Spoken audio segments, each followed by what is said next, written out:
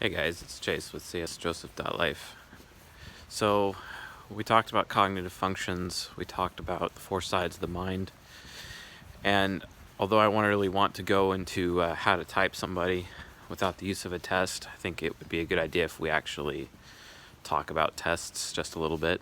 So, a test, there are a lot of tests out there, a lot of MBTI tests, a lot of other tests trying to not infringe on the MBTI's intellectual property, because all the MBTI is, it's just a test. That's all it is. And it's a very large test. So many people have tried to do different tests. And as I said in the previous video, they're really inaccurate. They're inaccurate for a lot of reasons.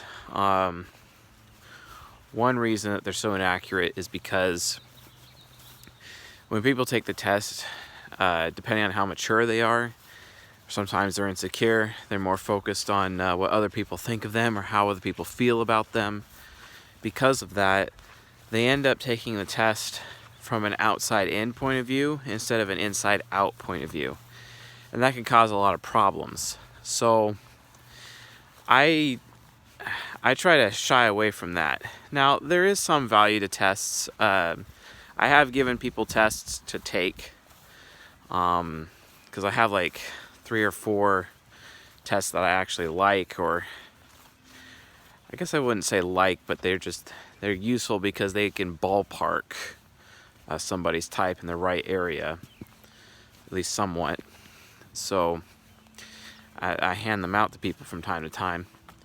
If I'm not able to type them because I'm not in their presence, or maybe they schedule a session with me and I just give them the test ahead of time just to save time so they can get more out of the session, right? So, but yeah, I mean, there's a lot of problems with tests. Accuracy problems, not so much the test's fault as much as it is the user's fault, the person who's actually taking the test. That would be more of an issue. And to be honest, the amount of time it takes to go through some of the tests is insane. Some of them are like 150 questions. Now, one of the tests I hand out to people is the human metrics test. All you have to do is just go to Google, type in human metrics test, and it's like the top link. That's 64 questions, and that's pretty good. It tests on basically the letters, and that's how most of these tests do. There's another one, mypersonality.info. They also test on the letters, the 4 letters of the type, of the 16 types, according to Myers-Briggs at least, and Socionics. And there's also IDR Labs. IDR Labs has a 44 question test, which is actually, in my opinion, a lot easier to take.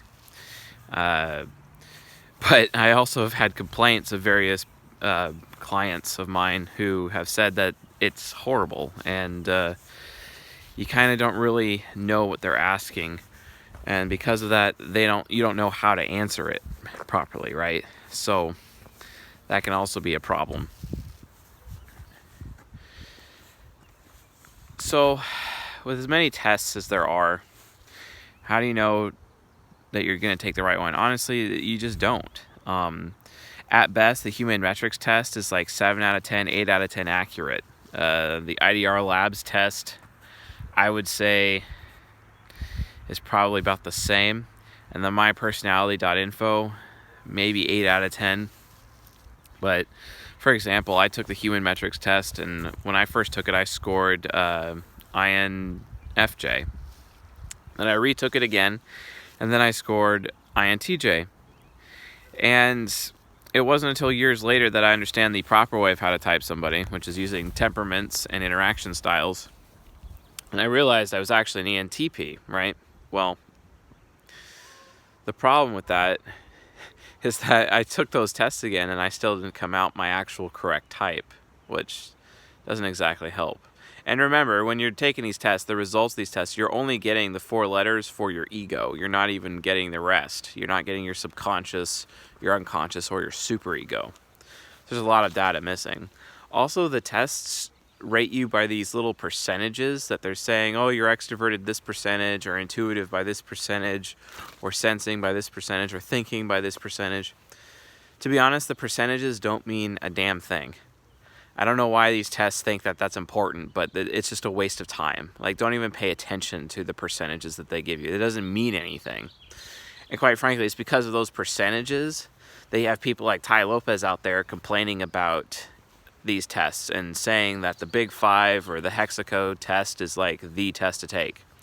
While those tests do have some merit to them, they really are only giving you like a picture of an outside-in view based on human nurture and not human nature. If you want to understand your nature, then you're going to want to go with a Jungian depth psychology type of point of view, right?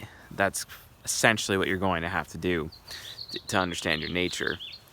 It's just not good enough. It's not good enough to know how narcissistic someone is, for example. And like, how do they even measure that, right? Like, how can they really judge a human being based on that? I mean, it's almost as bad as those tests they give you when you're applying for a job at a grocery store or a fast food joint, right? To try to see how much of a risk you are to steal something from them, etc. And it's just more of the same, right? It's just more of the same. There's no point in doing it. So yeah, so I mean, test-wise, they're not very accurate.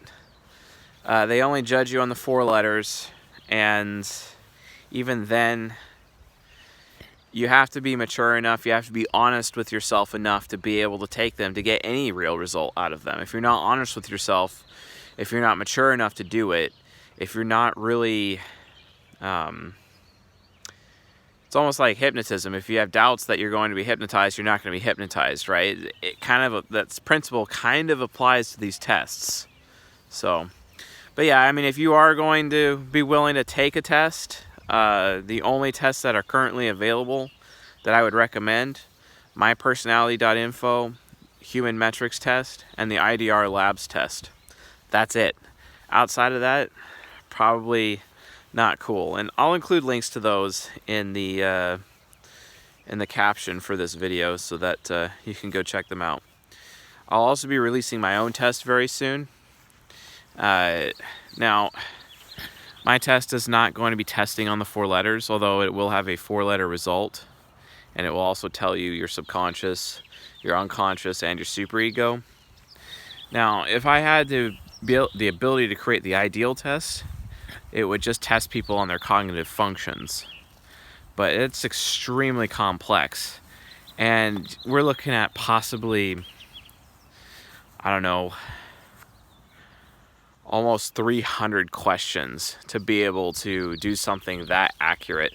Who has time for that, right? That's just not going to work. So the test that I have in the works will probably be 2 questions and follow a different model, the interaction styles versus the temperaments. So when I'm finished talking about how to type someone in the next 8 video series, and also going through each of the types individually and doing a profile for each, 16 profile videos.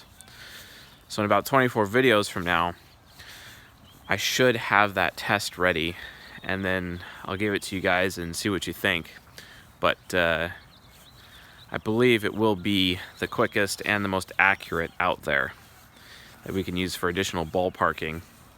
Or maybe not. Hopefully it'll be that good there it won't be a ballpark, and we could finally have a test out there that's 10 out of 10 accurate for once.